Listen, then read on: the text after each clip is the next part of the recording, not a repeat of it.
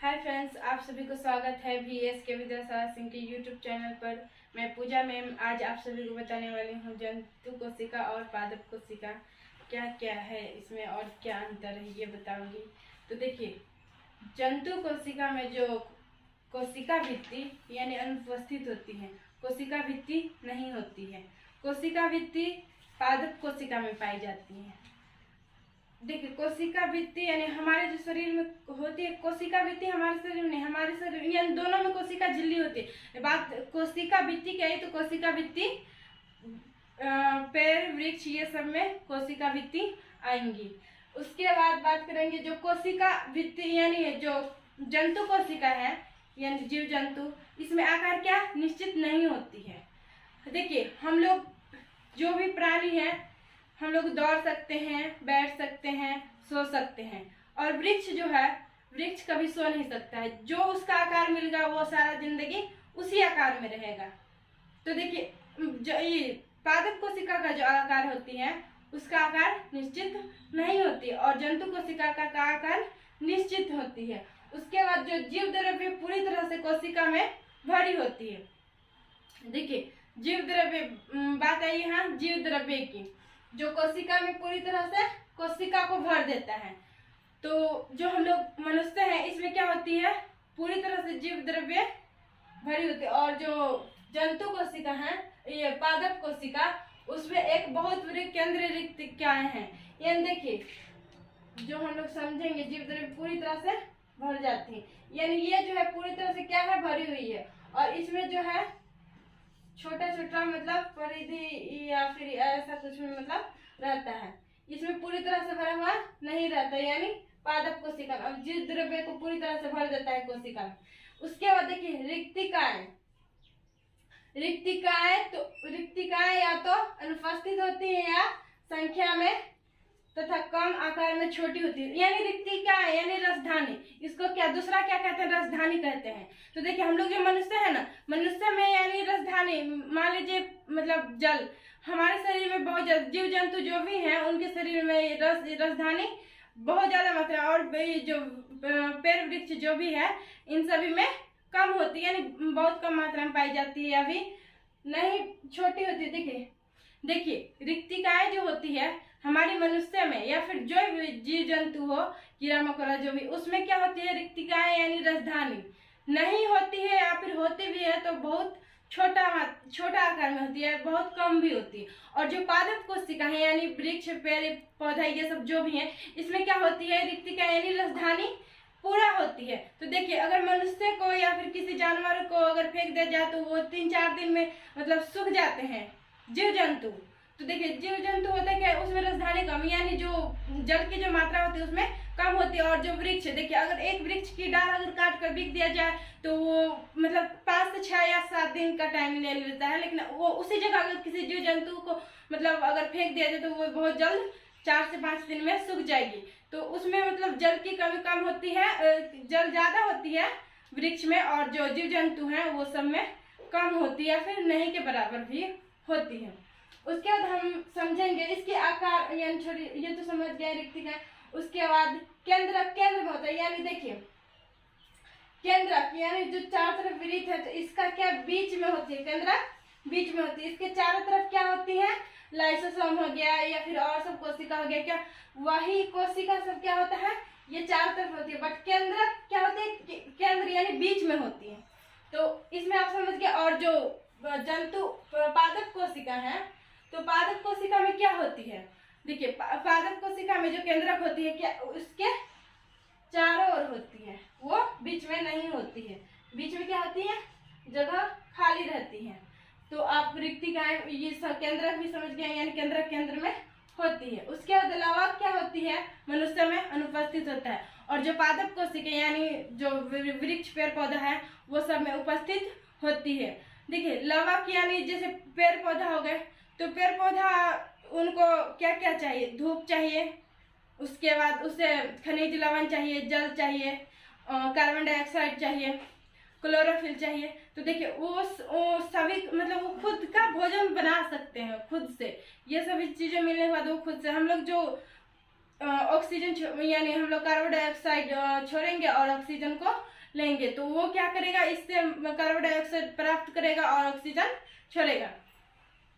तो यानी देखिए होता क्या है, लवक अनुपस्थित होती है, इंसान में जो लवक होती है वो अनुपस्थित होती है, और जो यानी जंतु में पादप कोशिका में जो होती है लवक उपस्थित होती है। देखिए लवक पादप कोशिकाओं में होता है, तो ये समझ गए। उसके बाद देखिए गोल्जी उपकरण सामान्यतः एक सतह है, यानी गोल्जी उपकरण होता है क्या, एक छोटा हमारे में यानी जंतु में होता है तो मतलब बहुत कम होता है, और जो गोल्जी उपकरण जंतु कोशिका में है, देखिए गोल्जी उपकरण कई पृथक इकाइयों जिसे डिक्टियोसोम्स कहते हैं या फिर डिक्टियोसोम्स का बना होता है। गोल्जी उपकरण जो होता है डिक्टियोसोम्स का बना होता है।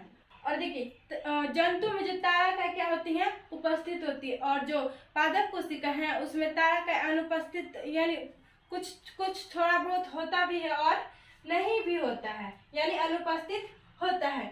उसके बाद लाइसोसोम, देखिए लाइसोसोम क्या होती है, हम लोग को भी भोजन जरूरत पड़ता है। देखिए कोशिका को हम लोग भोजन क्या खाते हैं, दाल चावल सब्जी, जो भी हम लोग खाते हैं हम लोग का भोजन दाल चावल सब्जी है। तो देखिए उसी तरह जो हमारे शरीर में कोशिका है, कोशिका का भी कुछ भोजन होता है। तो देखिए कोशिका का जो भोजन होता है वो लाइसोसोम से प्राप्त करता है।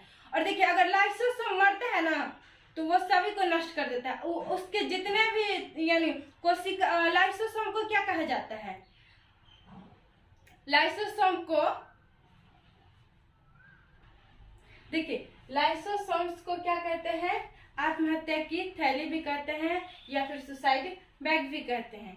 तो देखिए लाइसोसोम्स क्या होती है, जंतु में उपस्थित होती है, और जो लाइसोसोम्स यानी कोशिका, तो वो खुद ही चाहेगी तो सभी को नष्ट भी कर सकती है, और सब जो कोशिका जो भी मतलब क्या बोल जाता है, लाइसोसोम्स के जो आसपास होते हैं, तो वो सभी कोशिका अगर मर जाती है तो वो क्या चीज प्राप्त करते हैं, तो लाइसोसोम से प्राप्त करते हैं वो लोग, यानी फिर से वो बन सकती है कोशिका।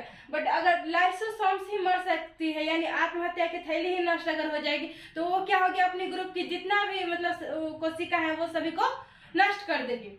तो लाइसोसोम्स को आप समझ गए, यानी ये उपस्थित होती है जंतु कोशिका में, और पादप कोशिका में क्या होती है, लाइसोसोम्स प्राय अनुपस्थित होता है। यानी देखिए पेड़ पौधा में जो होता है लाइसोसोम्स अनुपस्थित यानी नहीं होता है। और देखिए उसके बाद हम लोग समझेंगे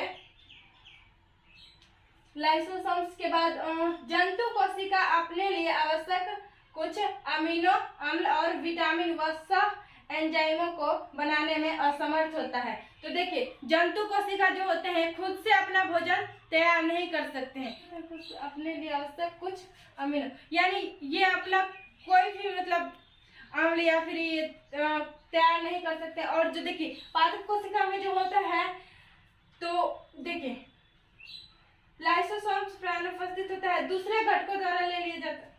फिर से काटो। देखिए लाइसोसोम्स यानी जिसे हम लोग आत्महत्या की थैली कहते हैं, इसे इंग्लिश में क्या कहते हैं, लाइसोसोम्स को सुसाइड बैग। तो देखिए लाइसोसोम्स उपस्थित होते हैं, यानी लाइसोसोम्स का काम क्या है कि जो लाइसोसोम्स होती है, तो देखिए लाइसोसोम्स अगर खुद नष्ट हो गया ना तो वो जितना भी कोशिका उसके आसपास है ना वो सभी को क्या होगा, नष्ट कर देगा। लाइसोसोम्स को ही इसीलिए तो लाइसोसोम्स को क्या कहा जाता है, आत्महत्या की थैली कहा जाता है।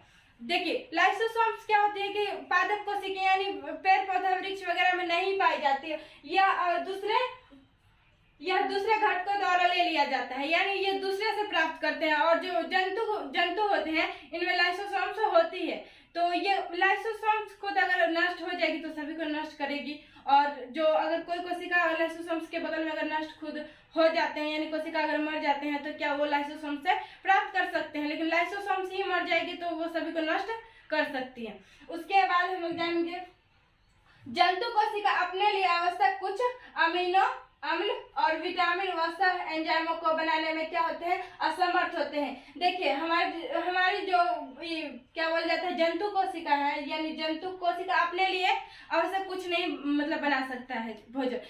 इनका जो ये कुछ मतलब अम्ल या फिर अपने लिए कोई विटामिन वगैरह नहीं बना सकते हैं। बट देखिए जो पादप कोशिका है, देखिए पादप कोशिका जो है वो अपने लिए आवश्यक सभी पदार्थों का संश्लेषण करने में समर्थ होते हैं। देखिए पेड़ पौधा क्या होता है, वो खुद अपना भोजन बना लेते हैं। उन्हें धूप यानी सूर्य प्रकाश चाहिए और खनिज लवण चाहिए। उसके बाद हम लोग जो श्वसन लेते हैं और जो कार्बन डाइऑक्साइड छोड़ते हैं तो उन्हें प्राप्त करते हैं। तो वो खुद अपना भोजन क्या होता है तैयार कर लेते हैं, और मनुष्य अपना भोजन खुद तैयार नहीं कर पाते हैं। इसीलिए ये तो इसीलिए क्या होती है कि ये समर्थ होती है पादप कोशिका अपना भोजन बनाने में, और जंतु कोशिका अपना भोजन बनाने में असमर्थ होती हैं। तो आशा करती हूँ मैं आप सभी को हमारी वीडियो अच्छी लगी हो, तो हमारी वीडियो को लाइक करें तथा चैनल को सब्सक्राइब करें और बेल आइकन को दबाना ना भूलें, ताकि हमारी जो भी वीडियो हो आप सभी तक सबसे पहले मेरी वीडियो पहुंचे। और अगर आप हमारे चैनल पर पढ़ाई करना चाहते हैं तो चैनल के यानी डिस्क्रिप्शन बॉक्स में लिंक दी हुई है, प्लेलिस्ट में जाकर डाउनलोड कर लें। और मैं मिलती हूँ अपनी नेक्स्ट वीडियो में। जय हिंद।